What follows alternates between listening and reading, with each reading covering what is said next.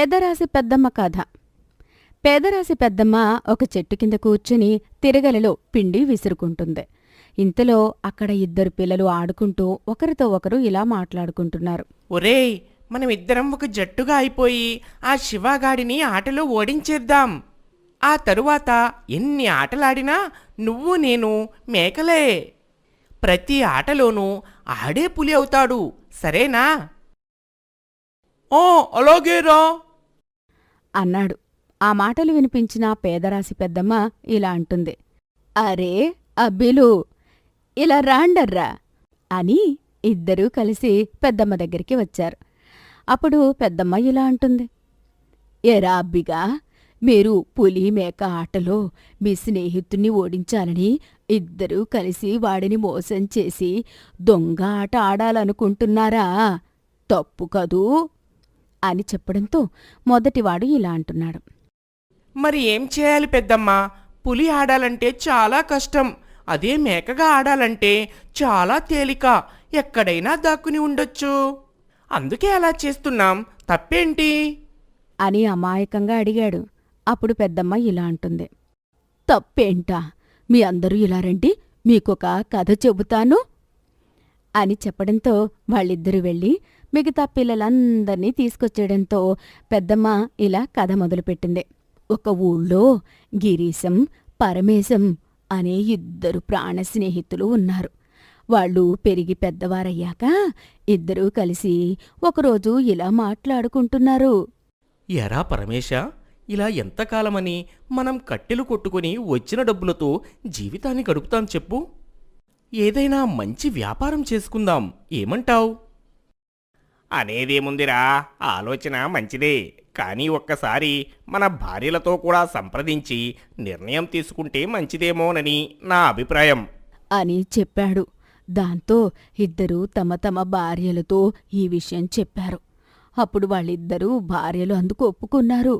దాంతో తమ భార్యల నగలను తాకట్టు పెట్టి ఇద్దరూ బట్టల వ్యాపారాన్ని మొదలుపెట్టారు. తమ పెట్టుబడి సొమ్ముతో బండిలో సరుకు తీసుకొచ్చి ఇలా మాట్లాడుకుంటున్నారు. ఒరే పరం, ఇంత ఎక్కువ సరుకు పెట్టేంత చోటు నా ఇంట్లో లేదు, కనుక ఈ సరుకు నీ దగ్గరే ఉండనివ్వు. నాకు కావలసినప్పుడల్లా నీ దగ్గర తీసుకుంటాను. సరేరా, మనం ముందు అనుకున్నట్టు ఎవరికి వారు విడిగా చెరిసగం బట్టలు అమ్ముకుందాం అని చెప్పి ఆ మూటలన్నీ తన ఇంట్లో దింపుకున్నాడు. ఆ రోజు రాత్రికి పరమేశం భార్య లీలా ఇలా అంటుంది. ఇదిగో చూడండి, మన అదృష్టం బావుండి ఈ సరుకంతా మన ఇంట్లోకి చేరిందే. ఈ బట్టల్లో మంచివన్నీ విడిగా తీసి కాస్త నాసిగా ఉన్నవి వేరు చేద్దాం. వాటిని మీ స్నేహితుడికివ్వండి, మంచివన్నీ మనం అమ్ముకుందాం. అది చాలా తప్పు కదే. ఇద్దరం సమంగా పెట్టుబడి పెట్టాం, మరి ఇద్దరం ఒకే లాభాలు తినాలి కదా. అదెలా కుదురుతుంది? మనిషితో పాటు పుట్టిన చేతి వేళ్లే ఒకేలా ఉంటాయా? అలాంటిది ఇద్దరు స్నేహితుల వ్యాపారాలు ఒకేలా ఎందుకు ఉండాలి చెప్పండి అని చెప్పి భర్త నోరు మూయించి ఆమె ఆలోచన ప్రకారం బట్టల్లో మంచివి తాము తీసుకుని కాస్త తక్కువ రకంగా ఉన్నవన్నీ గిరీశంకి అంటకట్టడం మొదలుపెట్టారు. ఆ విషయం తెలియక గిరీశం బట్టలమ్మే ప్రయత్నం చేస్తుంటే చాలా తక్కువగా అమ్ముడవుతున్నాయి. అప్పుడు గిరీశం భార్య రాణి ఇలా అంటుంది. ఏవండి, మీ స్నేహితుడి భార్య బుద్ధి నాకు బాగా తెలుసు. ఆమె మనకు ఇచ్చే బట్టల విషయంలో ఏదో తిరకాసు చేస్తుంది, లేదంటే మన వ్యాపారం సాగడం లేదు. కానీ వాళ్ళ వ్యాపారం ఎందుకు జోరుగా సాగుతుంది? అంతా నీ భ్రమరాణి, అలా ఏం చేయడు నా స్నేహితుడు అని తన స్నేహితుడి మీద ఉన్న నమ్మకంతో అన్నాడు. అప్పుడు తన భార్య రాణి దేవుడికి మొక్కుకుంది. స్వామి, మా ఆయనకి స్నేహం మీద ఉన్న నమ్మకంతో మోసాన్ని గుర్తించడం లేదు. ఆయనకి ఈ మోసం తెలిసేలా చెయ్యి తండ్రి అని మొక్కుకుంది. అలా కొద్ది రోజులు గడిచాక ఆ ఊరు జమీందారు గారి ఇంట్లో పనివాళ్లందరికీ బట్టలు పెట్టాలని జమీందారు నిర్ణయించాడు. కాని అతని గయ్యాళి భార్య ఇలా అంటుంది. చూడండి, పనివాళ్లకు పెట్టేవి పట్టుబట్టలు అవనక్కర్లేదు. ఇదిగో గుమాస్తా, నువ్వే దగ్గరలో ఉన్న ఏ బట్టల వ్యాపారి దగ్గరో కాస్త నాసిరకం బట్టలు తీసుకొచ్చాయి, ఎందుకు దండగా ఖర్చు అని హుకుం జారీ చేసి వెళ్ళిపోయింది. అప్పుడు ఆ పని మీద వెళుతున్న గుమాస్తాతో జమీందారు ఇలా అంటున్నాడు. చూడు గుమస్తా, మీ అమ్మగారి మాటని మీరమని చెప్పను కాని కాస్త ఆ బట్టల వ్యాపారి దగ్గరైనా బేరాలాడకుండా అతన్నైనా ₹1 తినని. అయ్యో, నాకు తెలీదా అయ్యా మీ మనసు, మీరు కోరినట్టే చేస్తాను అని చెప్పి ఆ ఊళ్ళోకెల్లా ఎక్కువ నాసి బట్టలు అమ్మే వ్యాపారిగా గిరీశంకి ఉన్న పేరు వల్ల అతని దగ్గరికి వెళ్ళాడు. అతను తన దగ్గర ఉన్న బట్టలకి చాలా తక్కువ ధర చెప్పడంతో గుమస్తా ఇలా అంటున్నాడు. చూడవయ్యా, నీ నిజాయితీ నాకు నచ్చింది. నీ దగ్గర ఉన్న నాసి సరుకుని అదే ధరకి అమ్ముతున్నావు కనుక నీకు మా జమీందారు గారి మాట ప్రకారం ఎక్కువ డబ్బు ఇచ్చే సరుకుని కొనుక్కుని వెళతాను అని చెప్పి వెళ్ళాడు. దాంతో గిరీశం దగ్గర ఉన్న సరుకు మొత్తం అమ్ముడైపోయింది. మళ్ళీ పరమేశం దగ్గర నుండి మరికొంత సరుకు తెచ్చుకున్నాడు.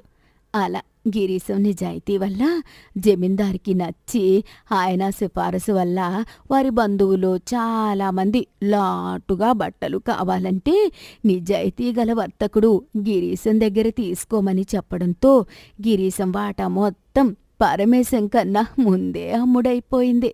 అది తెలిసి లీలా ఇలా అంటుంది. ఏంటయ్యా ఇది, మనకన్నా తక్కువ రకం సరుకు అంటకట్టినా అతను మనకన్నా ముందే వ్యాపారం చేసి మనకన్నా లాభంలో ఉన్నాడు. పైగా మళ్ళీ సరుకు కోసం వెళ్ళడానికి సిద్ధంగా ఉన్నాడు.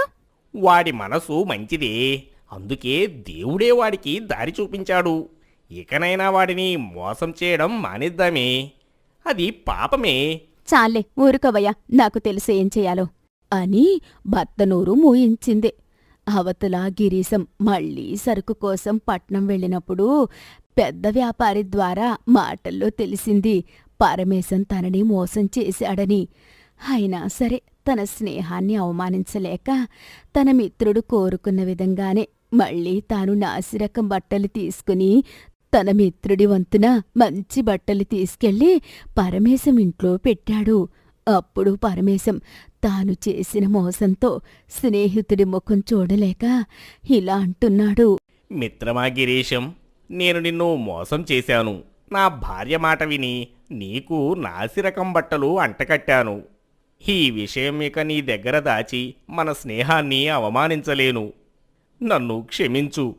ఇకపై ఇద్దరం చెరిసగం బట్టలు ఒకేలా పంచుకుందాం.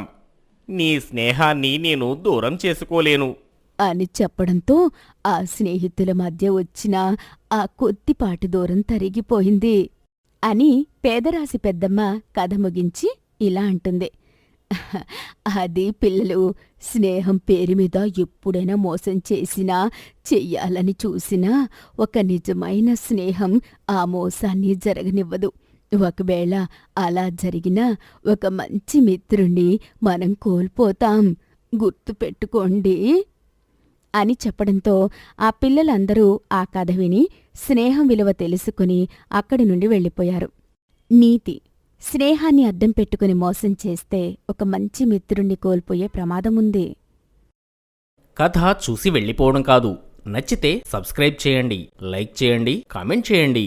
మరిన్ని మంచి కథల అప్డేట్స్ కోసం బెల్ ఐకాన్ని గట్టిగా కొట్టడం మర్చిపోకండి.